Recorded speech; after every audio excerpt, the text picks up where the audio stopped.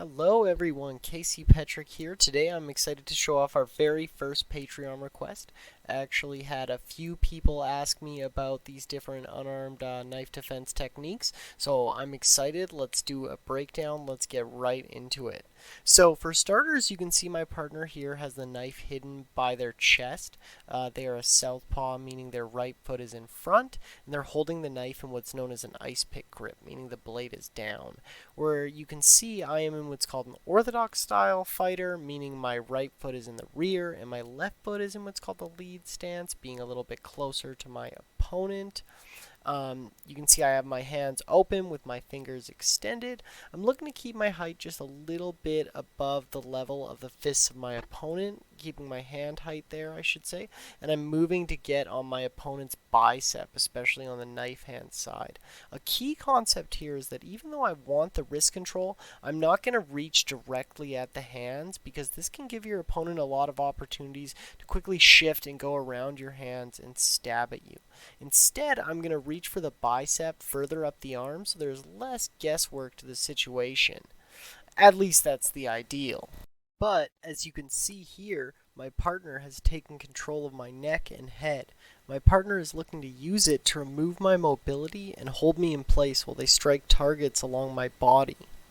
Now, as you can see, I slide my arm over and around. Here I'm looking for grips along the rear traps, head, cheeks, or chin that I can use to pull my attacker back against the direction of the stabs coming towards my body.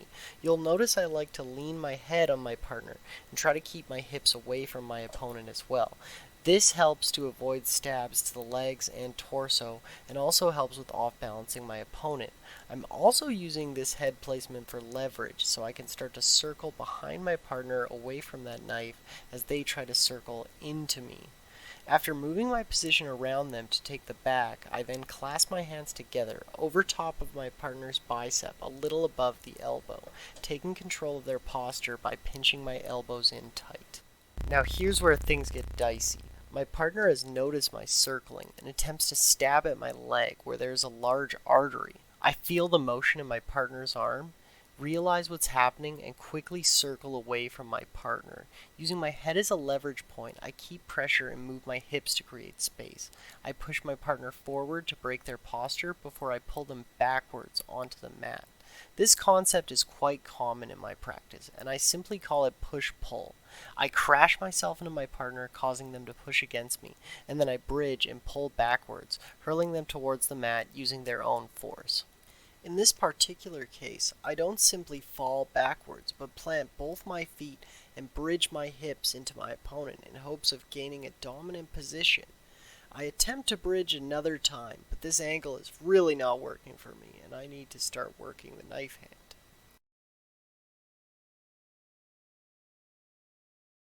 So I switch my grips here, knowing that it will be hard for my partner to escape from the firm grip I have on their arm.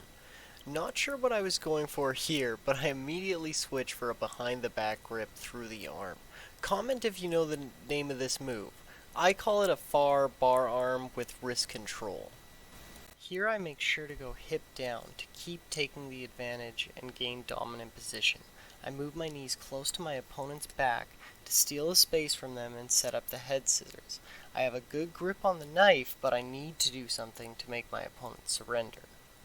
I take a huge risk here as I lift my leg above my opponent's head to attack, and I also try again to get a little hook on the arm in desperation as my partner pulls off an excellently timed reversal and keeps driving through into my shoulders, almost in a sort of head and arm ride position. They attempt to hop to the far side to create even more leverage on me, where they can use their feet to rip out the knife from the top.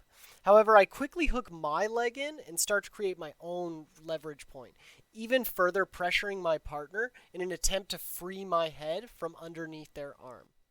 Be careful what you wish for. My partner takes advantage of my momentum and is able to sit straight up to switch their knife hand. This change is very subtle, and I don't notice for a few seconds until I glance past the rubber knife as I pull my head out and through.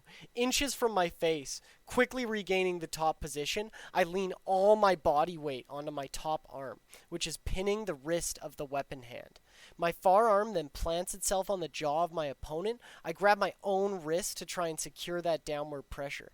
This makes way for my knee to put pressure on the top of the head, freeing my near side arm. Seeing an opening caused by the elbow, I quickly grab the rubber knife by the handle and cross guard. I then use one hand to pin the arm and the other to rip as I pull using my body weight and back muscles to free the weapon.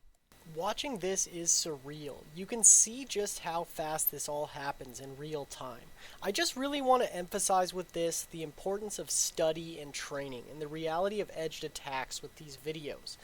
To give you a realistic idea of how to defend against the attacks, but I don't want to give you the impression that you can just remember these steps and take down an assailant. I'm hoping these videos provide you with that realistic study tool and give you a framework to recreate these scenarios, to gain knowledge, train yourself, to better defend yourself as well as your community. And that's all for today, so thank you to all my patrons and supporters who have helped me along the way, made this all possible. If you want more content like this, comment below, share the Patreon, tell your friends about Prairie Community Defense. Thank you for watching, and if no one has told you today, you are worth defending.